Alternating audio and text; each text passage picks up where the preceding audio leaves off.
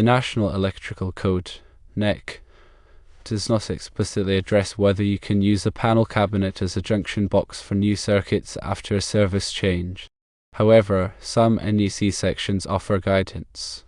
Section 384.25 A4 requires that enclosures for service equipment must be accessible.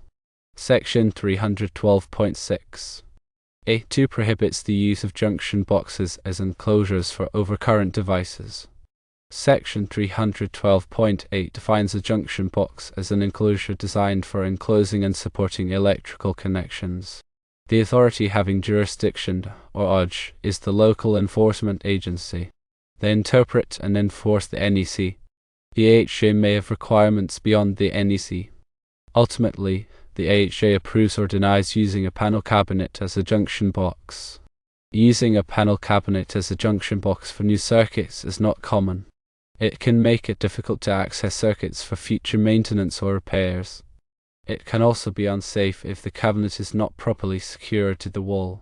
There are both advantages and disadvantages to consider. Firstly, the advantages include saving time and materials by not having to install a separate junction box. Secondly, it can provide a convenient location for circuit connections. The disadvantages are firstly, it can make accessing circuits difficult for future maintenance or repairs. Secondly, it can be unsafe if the cabinet isn't properly secured to the wall. Thirdly, the AHA may not approve it. It's generally not recommended to use a panel cabinet as a junction box for new circuits. If the AHA approves this method, ensure the cabinet is properly secured to the wall. Also, make sure all circuits are easily accessible for maintenance and repairs.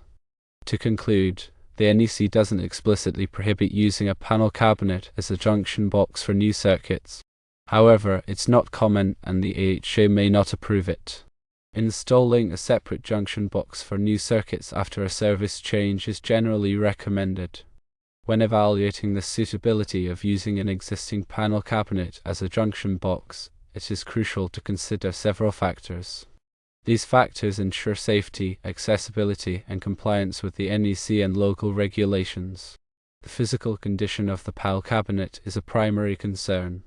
The cabinet should be free from rust, corrosion, and any structural damage. Any compromise to the cabinet's integrity can affect its ability to protect the electrical connections and personnel from hazards.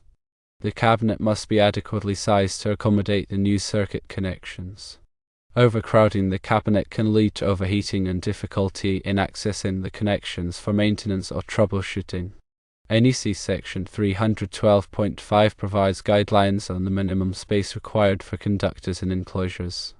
The panel cabinet must have sufficient capacity to handle the new circuits.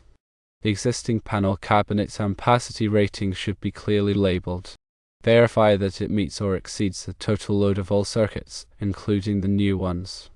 Overloading the cabinet can result in overheating and potential fire hazards. The existing wiring and components within the panel cabinet must be in good condition.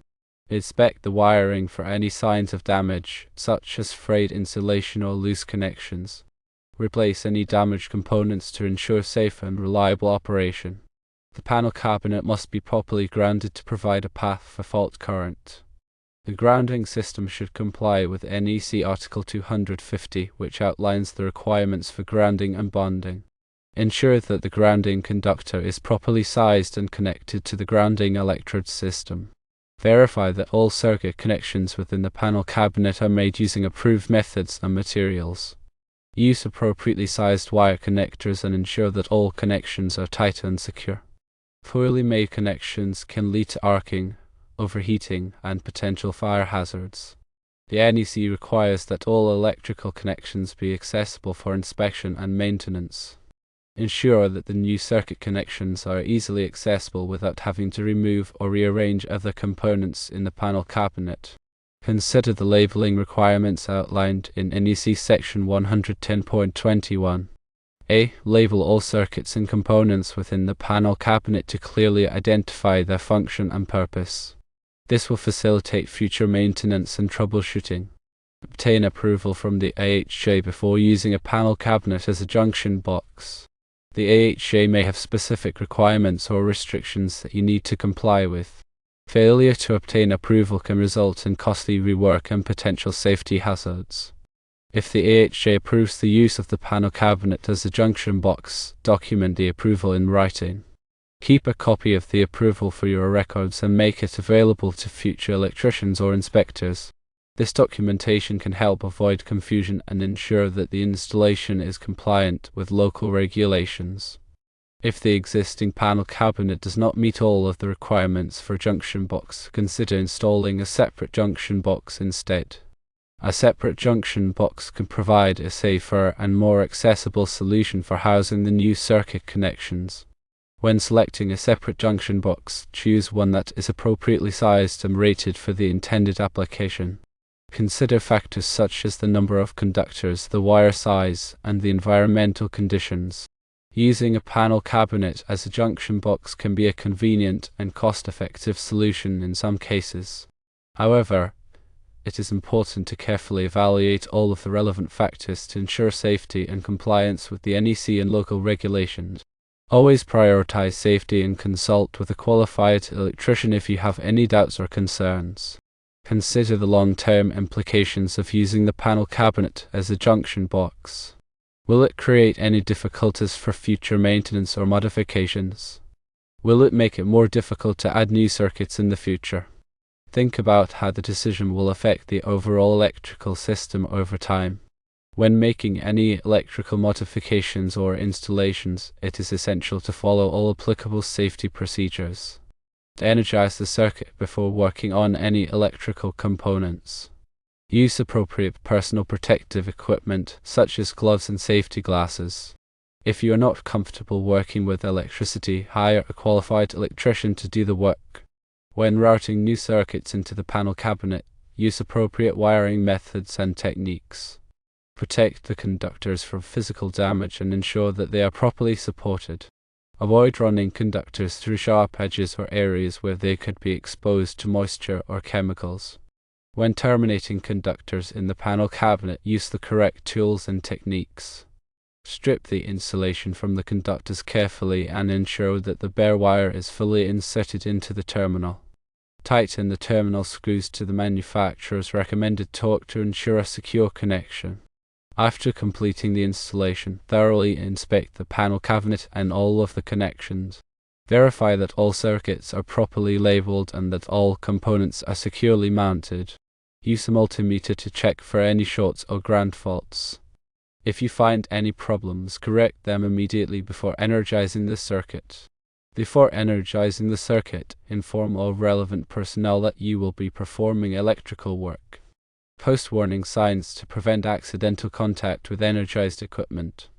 Test the circuit to ensure that it is operating properly and that all safety devices are functioning as intended. Keep accurate records of all electrical work performed. This documentation can be valuable for future maintenance and troubleshooting. Include details such as the date of the work, the scope of the work, and any materials or components that were used.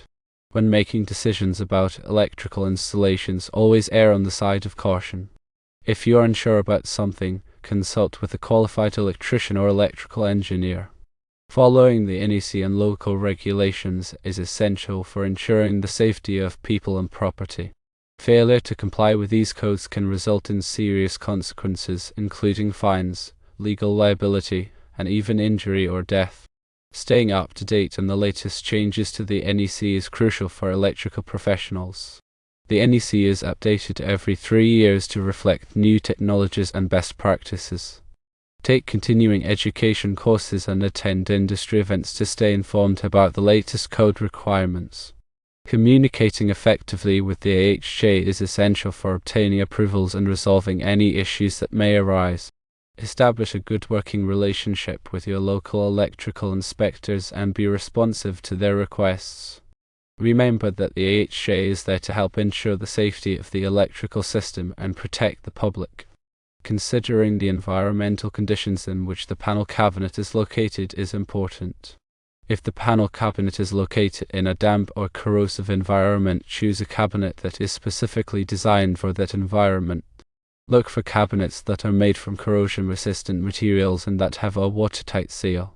Following industry best practices is essential for ensuring the quality and reliability of electrical installations. Stay informed about the latest techniques and technologies and adopt them into your work. Continuously strive to improve your skills and knowledge to provide the best possible service to your customers. Using a panel cabinet as a junction box requires careful consideration of several factors. These include NEC compliance, AHA approval, safety, accessibility, and long-term implications. Prioritize safety and consult with qualified professionals to ensure a compliant and reliable electrical installation.